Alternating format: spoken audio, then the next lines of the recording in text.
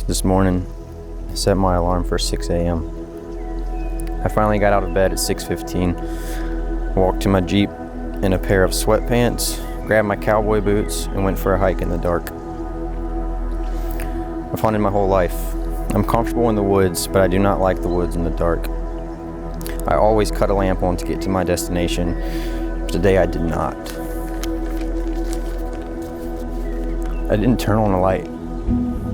Not because I wasn't scared, because I wanted to be present. To listen to the rain falling off the trees, the snapped limb that in my mind could have been a deer about to trample me. I wanted to feel the fear of the unknown and do it anyways. So I walked in the dark, not knowing where I was going. I knew my destination was the river, and I could hear it ever so faintly in the background. I kept walking. The roar got louder. Finally I arrived, and the water was deafening, but the peace was overwhelming. So why do I share this story with you? I share it with you because of the parallels I felt in my spirit with our relationship, our godly relationship. You and I, while we weren't truly wandering in the dark with God on our side, sometimes it felt like it because neither of us had ever done this before. But we kept walking. We could hear the voice of God,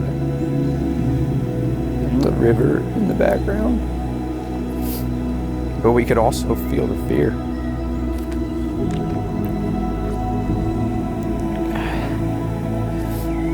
We could also feel the dark, but we still kept walking. Why? Because we both know in our soul, despite the fear, despite the doubt that arises many of times, that we would arrive at the river, closer to God than ever, to make an eternal promise. So today we arrive, a glorious arrival and celebration. It will be closer to God than we've ever been. We make a promise, and that is not one that I take lightly. I've never prepared for anything so much in my life. I've never completely surrendered to God, but with you, I have. And I know that will make all the difference.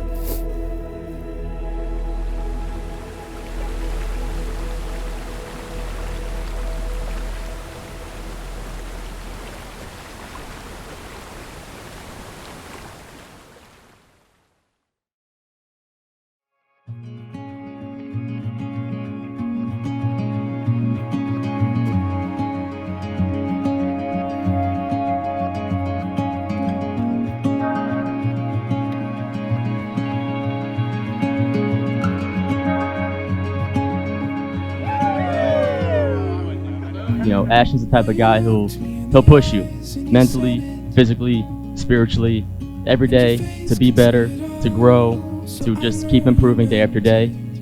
I couldn't be more thankful to have you in my life, and I'm so proud of the person you've become. I know life is all about taking chances, and I'm so proud of the leaps of faith that you've taken.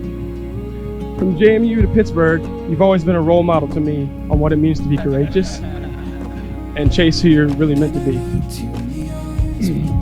In our relationship in Jesus Christ, to the way you treat people around you and our friends, and to even being a good son, I've learned so much from you. So I have known Taylor since she was born, and God brought her into this beautiful world. Then as Taylor got older, our relationship turned into this amazing friendship. Yes, we were still cousins, but every time we were together, we just had this bond that was truly special, where Taylor became my best friend. This little girl who loved story time, matching outfits, grew up to be one of the strongest women in Christ that I know. She is one of the most compassionate, strong, fun, and godly women that I have ever met. I realized that our friendship is just woven into the fabric of my whole life, and I am who I am today because of you. I saw you standing there with an open heart and with open arms. You look amazing. That is absolutely gorgeous. You better always be my little girl. always. I'm so proud of you. You're an amazing person. You just need to enjoy everything.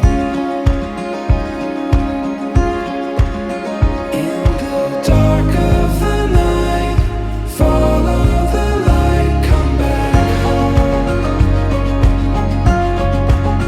In the dark of the night, follow the light, come back home. Ashton, it's crazy to me to think that our paths crossed long enough, all those years ago at JMU, for us to meet for just one night.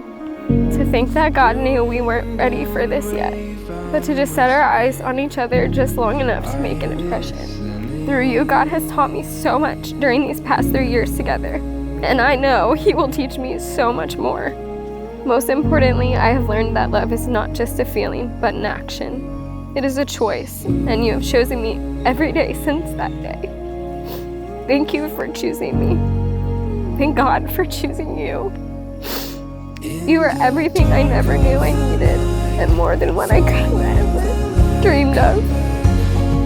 Ladies and gentlemen, would you help me applaud and welcome Mr. and Mrs. Robert Ashton Groom?